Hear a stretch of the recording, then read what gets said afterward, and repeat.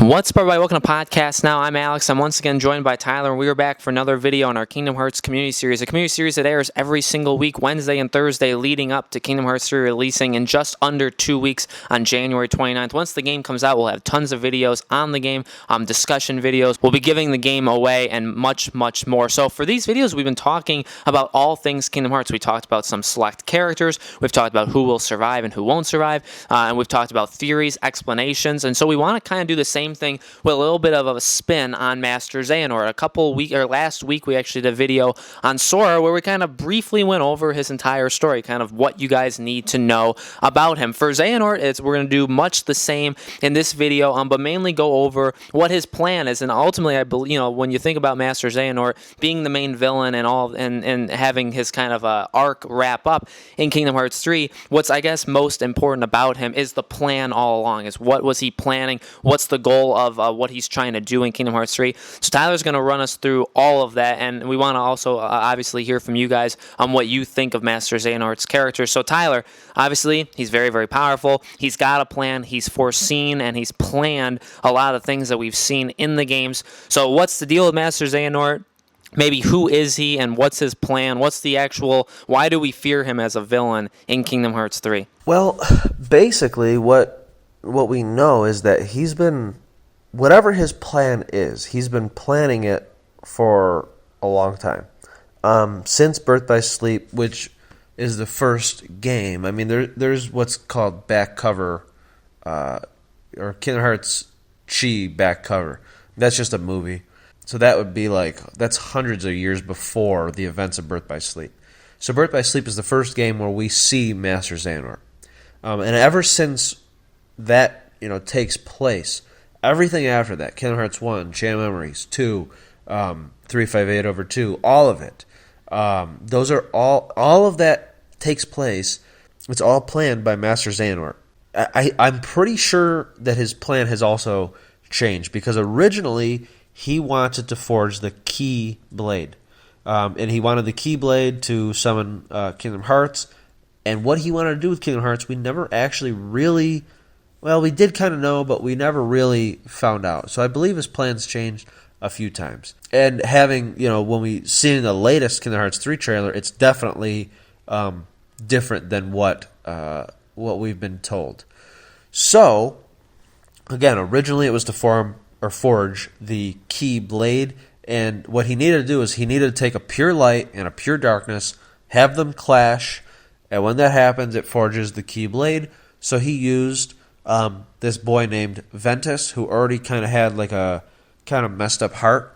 So he removed the darkness half. It created this boy named Vanitas, which was formed of the darkness, the negative energy, and basically he set this Ven off with Master Ericus, who was an old friend of Master Xehanort, who I believe they're probably rivals. They trained together. They were rivals, and with his apprentices, Aqua and Terra.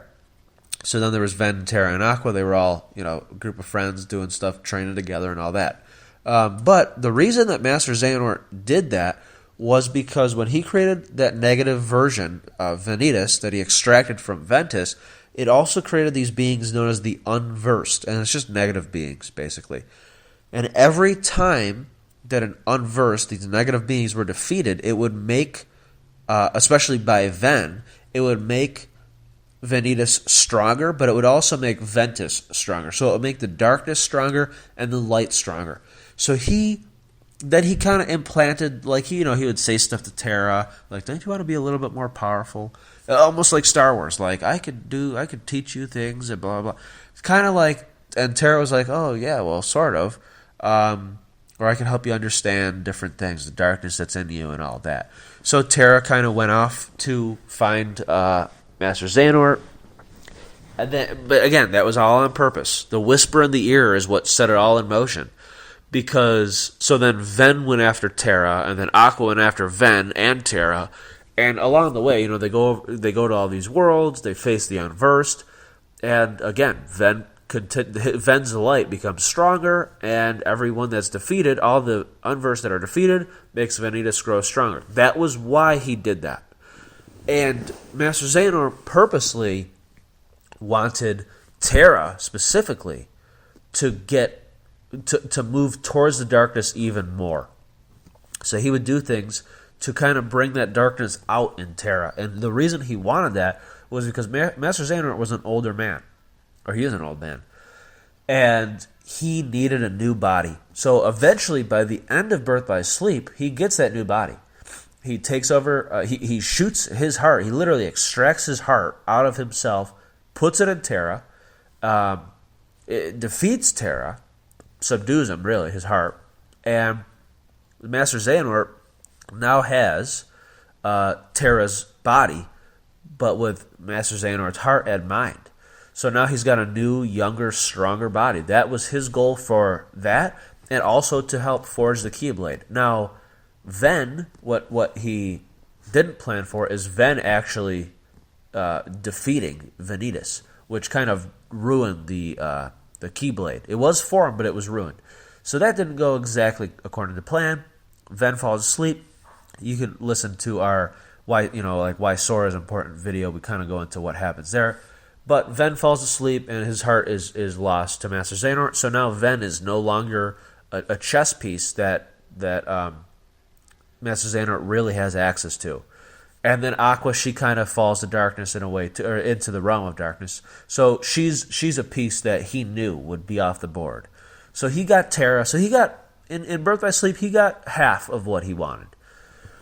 But then as the games go on, when Xehanort, the new Xehanort inside the new body, when he extracts his heart on purpose, he becomes a Heartless.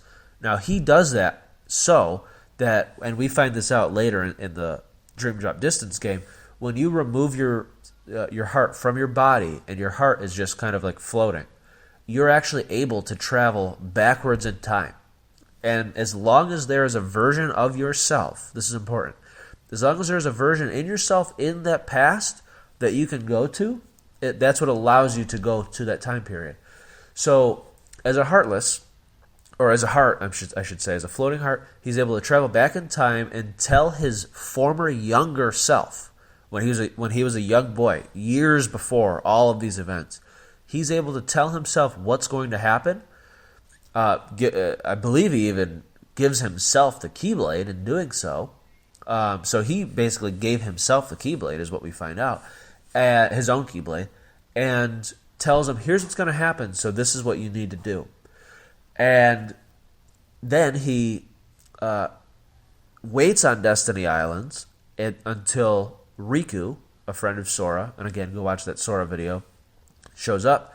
He then goes into Riku's body, takes over Riku, and the reason he does that is because he needs a new body because he removed his, and he can't move forward in time because you not only can you, it's kind of a confusing rule, but because there was not a body in the future for him to go to, he couldn't go to the future. So he was stuck in the past and had to wait for many years. So eventually, the time comes, Riku's there, takes over Riku. That's what becomes Ansem, Seeker of Darkness. That is Xehanort's Heartless. And when Ansem is formed, don't forget, so Ansem, again, is the Heartless. But when you become a Heartless, you also become a nobody. So when Xehanort removed his heart all those years ago, he also formed a nobody known as Xemnas, who would be used later.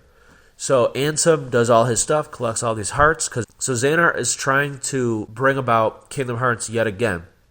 And in doing so, you need 7 lights. So he collects these 7 lights, but he ends up failing because Sora ends up beating him. So he loses on that front. So Ansem, the Heartless, is defeated, but there's still Xemnas, the nobody. And as all this is taking place, as Sora's fighting Ansem and all that, and Ansem, the Heartless, is collecting all these hearts, Xemnas, Xehanort's nobody, is forming an organization of other nobodies. So the point of that, the Organization 13, really, so Xemnas lied to the other nobodies, said, well, we don't have hearts, so we need to have Sora fight all these Heartless, so that way when he fights all these Heartless, the hearts will float up and form Kingdom Hearts. We could then hook ourselves up as nobodies. We could hook ourselves up to Kingdom Hearts, and we'll finally have a heart again. That's what he told all these organization members. It was a lie. Really what they want is for all of these nobodies to actually receive a piece of Xehanort. So that way that there are 13 Xehanorts. And that was the ultimate goal. That's the new plan, the current plan, that Xehanort, Master Xehanort, has, is to create 13 versions of himself. But unfortunately, Sora, before that really could happen, Sora defeats all of the nobodies. But because there was a contingency plan that Master Xehanort had, because he planned all of this out. The contingency was when he removed the heart from himself all those years ago, remember? And he goes back in time and he tells his younger self what's going to happen. He gives himself the power, as a young boy, the ability of time travel. That was the gift that he kind of get through the, communication. He actually gives himself the ability to travel through time. So then in the game Dream Drop Distance, young Xehanort is able to go throughout different periods of time and gather 13 new members for the organization, so that when Xehanort returns, because when you defeat a nobody and you defeat the Heartless, the person becomes whole again. So Ansem, the Heartless, was defeated. Xemnas, the nobody, was defeated. So now Master Xehanort returns.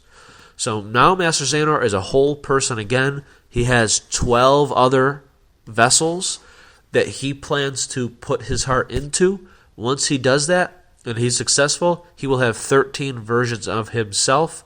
And then what he wants to do from that, we don't really know. But we do know that he wants to take those 13, because this is the prophecy, that there will be 13 darkness that will clash with 7 lights. And when they clash, it will form Kingdom Hearts.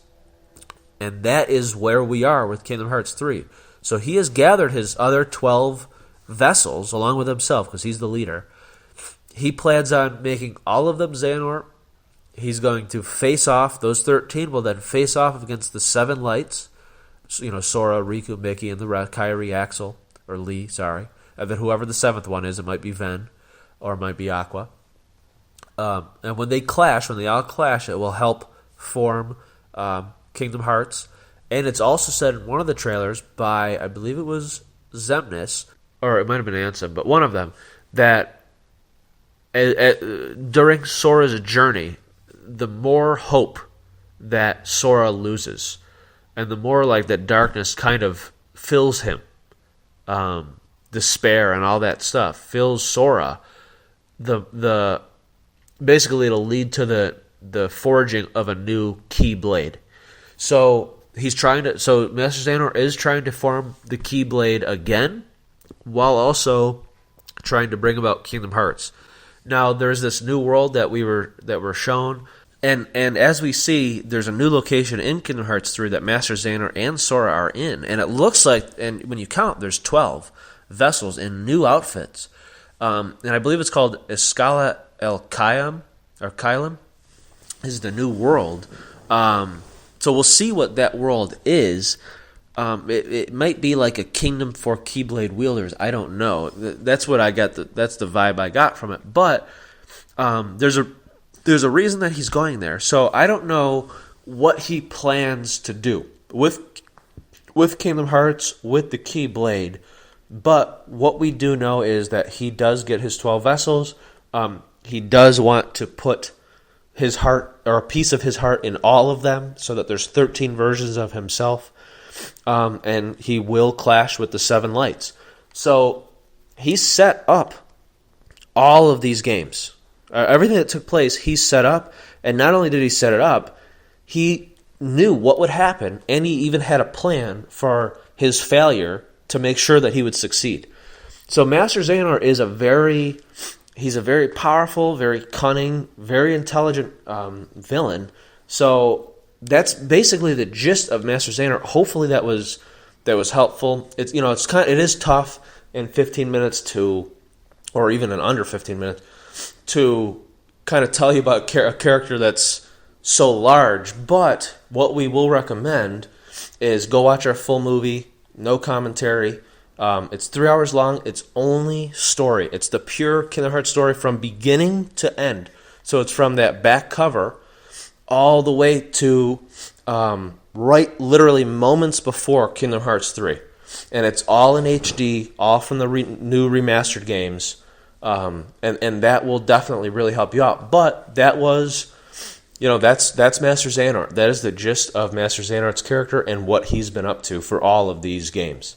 So let us know what you guys think of Xehanort's plan, Xehanort's story in Kingdom Hearts in the comments below. Make sure you also subscribe to our YouTube channel, Podcast Now, and hit the bell icon so you guys are notified when all our videos go up. Again, these videos go up every single week on Wednesday and Thursday. So next week is the final full week before Kingdom Hearts 3. We're going to have 2 videos next Wednesday, next Thursday. And then when the game comes out, we'll have plenty of content there as well. So thank you guys, as always, for watching, and we will see you next week.